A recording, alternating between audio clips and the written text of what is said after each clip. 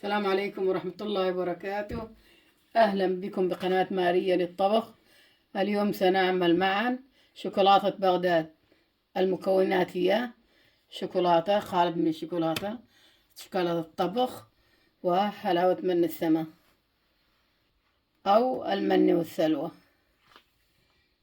وضعنا الشوكولاتة في الإناء، وهذا ماء مغلي نسكبه عليها. بسم الله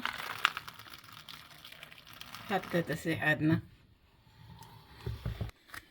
بسم الله. سوف ندهن القالب بجوز الهند السائل، ثم نضع الشوكولات بالقالب. بسم الله.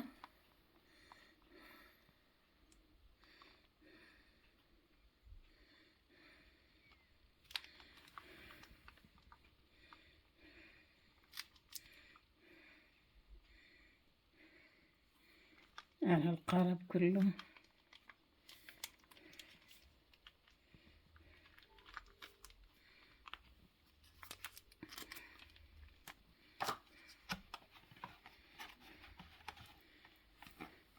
ثم ندهن الشوكولاتة،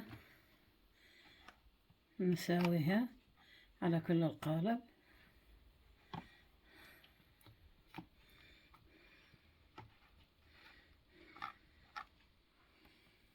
بعد ما دهنا القالب سوف نتركها قليلا حتى تتماسك عندنا، نرجع إليكم إن شاء الله.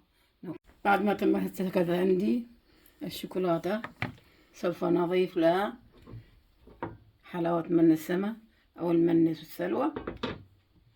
بسم الله.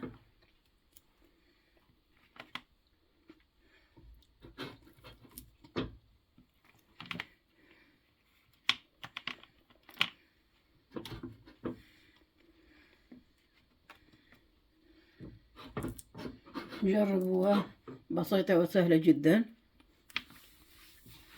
ولذيذة.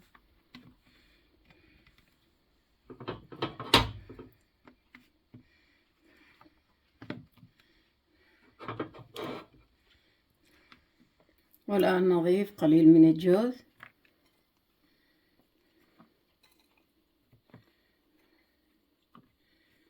أو حتى لوز لا تتقيدون، أو فستق حلبي.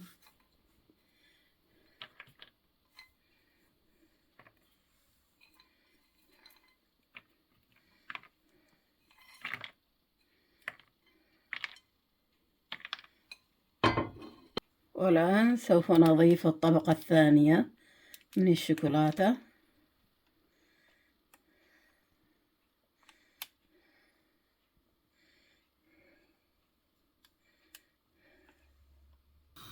بعد ما وضعنا الطبقة الثانية من الشوكولاتة سوف نضعه في الثلاجة حتى تتماسك عندنا، ونرجع إليكم إن شاء الله. وهذا شكلها النهائي بعدما تماسكت. والآن سوف نقطعها.